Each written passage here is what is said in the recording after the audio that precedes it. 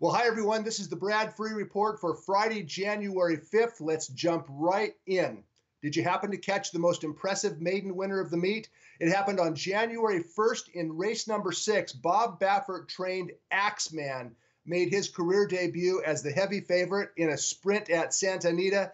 And this son of Misremembered, well, he absolutely crushed. He was expected to crush with his pedigree. By Misremembered, he's a sibling to none other than Indian Blessing, along with stakes winners Roman Threat, Maker or Breaker, and Nightly News.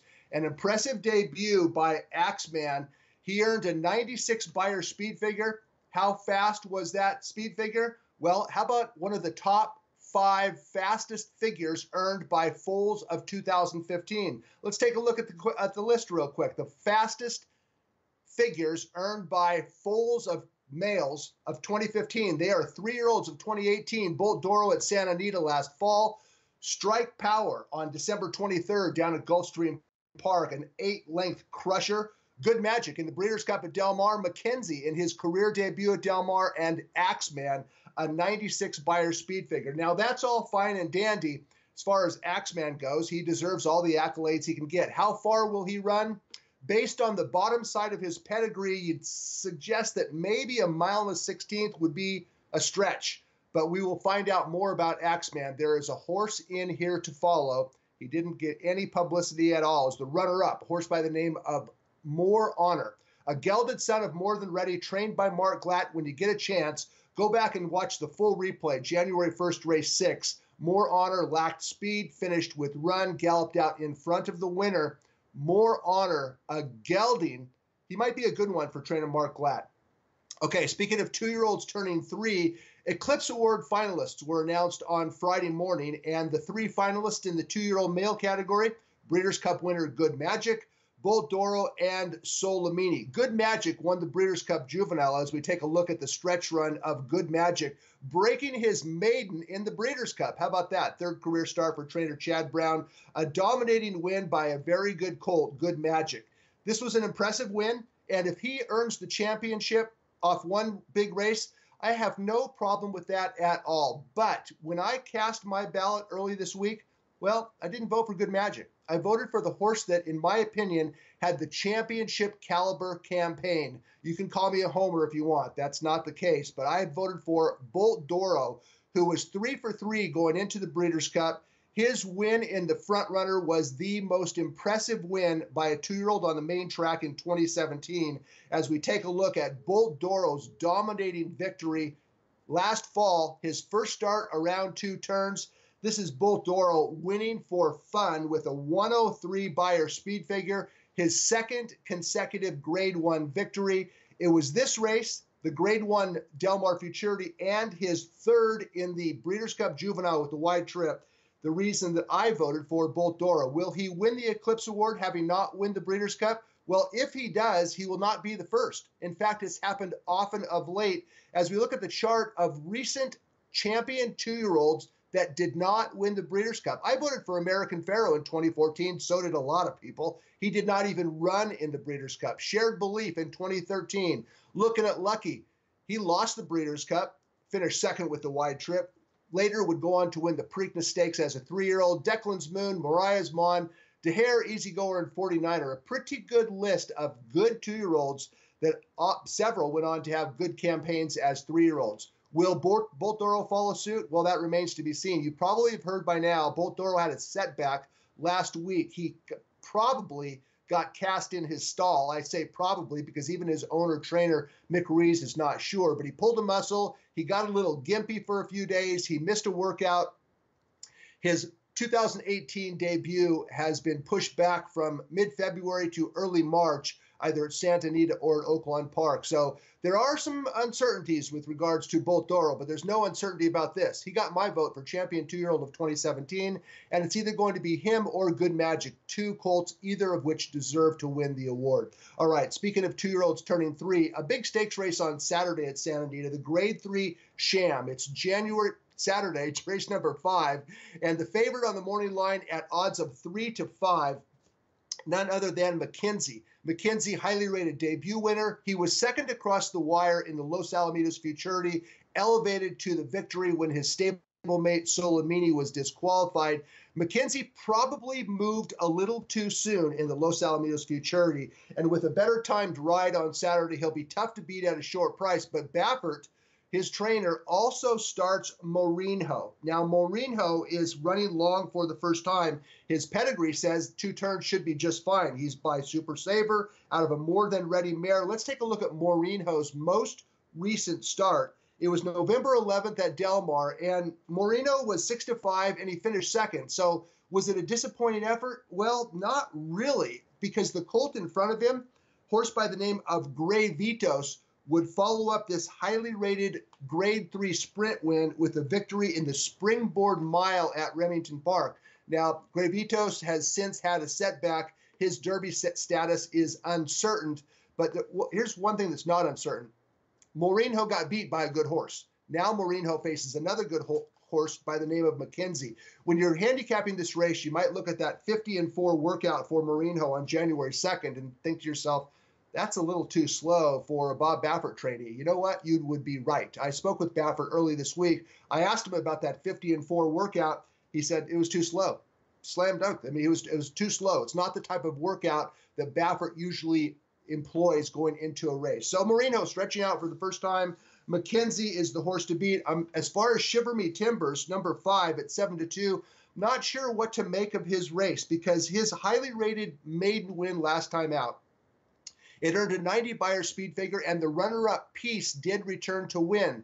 But the race that Peace won, in my opinion, was not a good race. Let's take a look at the stretch run of Peace winning a maiden race on December 30th at Santa Anita. That's Peace 3 wide on the outside in third. This is a grinding, slow, laborious stretch run. Now, it's true that the Santa Anita main track is not that quick this year, but Peace won in 1:46.2, a horribly slow time. It earned a 76 Beyer speed figure, so there are a couple ways to interpret Peace's win. Either it flattered and validated Shiver Me Timbers, who defeated Peace last time out, or it exposed Shiver Me Timbers as maybe not as good as that 90 Beyer speed figure that he earned in his maiden win. We're going to find out how good Shiver Me Timbers is in the Sham Stakes, race number 5 on Saturday. On Sunday, it's 3-year-old fillies going in this Grade 2 Santa Ynez. They're sprinting 7 furlongs. Let's look at the field for the Grade 2 Santa Ynez, and this is a good, deep field. I don't know who the morning line favorite will be. We're taping this on Friday morning before the odds are out, but I can tell you this. This is a good, deep field. I picked number 8, Midnight Bisou. Midnight Bisou, runner-up twice by a nose. The filly that beat her, Dream Tree, twice, came back to dominate the Los Alamitos Starlet. Midnight Bisou is the pick partly because of the pace scenario. There's all kinds of speed in here. Number 1, Artistic Diva, and War Heroine are very fast. Let's take a look at the maiden win, the debut victory by War Heroine.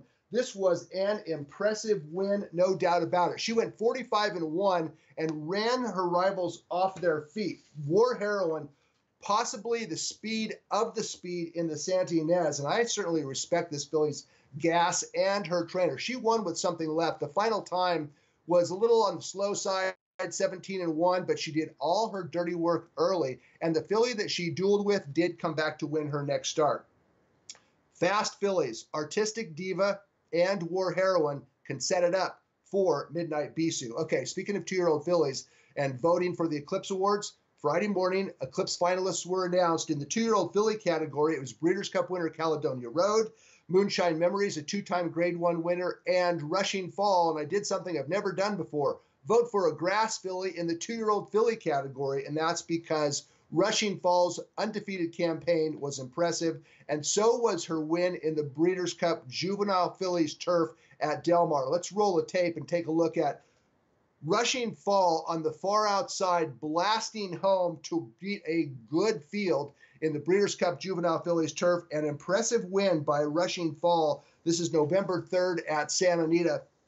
This is a good filly, and I can't wait to watch her run as a 3-year-old. Rushing Fall is good, no doubt about that. Speaking of 2-year-old fillies turning 3, was there a faster finisher opening week than One Fast Broad in the Blue Norther? She fell short by a half length, but she made up a ton of ground. She went the final quarter mile in under 23 seconds. Keep your eye on One Fast Broad. She's a Calbred. She's ready to jump into graded stakes sometime soon. She continues to get better and better. Okay, it's time for me to talk about a horrible handicapping blunder that I made, since we're talking about grass races, and it happened last week in the Joe Hernandez. Now, Pee Wee Reese was a dominating winner. Second start back, he overcame a slow break, and he won for fun on the front end. As we roll the tape on Pee Wee Reese's win down the hill, that's Pee Wee Reese on the lead, turning for home and long gone. Now, I'm not saying I should have picked Pee Wee Reese. Maybe I should have. But the mistake was this. I picked a horse named Ohm. Ohm has not won a race in nearly 2 years. He has become a pack animal. He's kind of has a herd instinct. He kind of seems to have lost his desire. Ohm will be fourth across the wire. I think it was probably the worst pick that I've made all winter long. And I only bring it up because I don't think there's anything wrong with a little self-criticism on occasion. And I am always reminded anytime I make a blunder like that of a quote that the late, great trainer Bobby Frankel once said. Frankel, one of the greatest trainers of all time, and once he said to me, I'm not trying to out-train the other guy. I'm just trying to make fewer mistakes. I love that quote, and it applies to horse players as well. We might not always be able to out-handicap one another, but to be a successful horse player, you just have to minimize the number of mistakes. That was a mistake I made picking Ohm last week in the Joe Hernandez. Nice win by Pee Wee Reese. He'll be a top turf miler this winter at Santa Anita. Okay, to wrap things up, on Saturday, it's the Grade 2 San Gabriel Stakes. Probably not the most significant race on the Saturday card because, after all, the Sham Stakes for 3-year-olds will be run. But there's a look at the field. Number 8, It's in the Post, is shortening up to 1 1/8 miles. And I stopped by trainer Jeff Mullins' barn on Thursday morning just to chat with him a little bit about It's in the Post. It's in the Post had just returned from a gallop, and his exercise rider was absolutely whipped. And the reason is because It's in the Post is feeling so good, and he wants to do more than the exercise rider allowed him to do on Thursday morning. He was one tired exercise rider because It's in the Post is feeling so good. The distance is not a concern. This horse will fire. Tyler Bayes, his jockey, off to a slow start, 30 mounts, 1 win, 4 seconds. But It's in the Post. He's ready to fire. Don't be concerned about the distance. As far as the San Gabriel selection, well, I took a comebacker by the name of Isotherm. He was a top horse last year. He won the Grade 2 San Marcos, making his first start since last March and first start for trainer Phil D'Amato. I picked Isotherm. It was a coin flip between two good horses going 1 1/8 miles on grass, Isotherm or It's in the Post. You have to use them both in the San Gabriel Stakes. That's a wrap for the Brad Free Report for January 5th. I'll talk to you next time.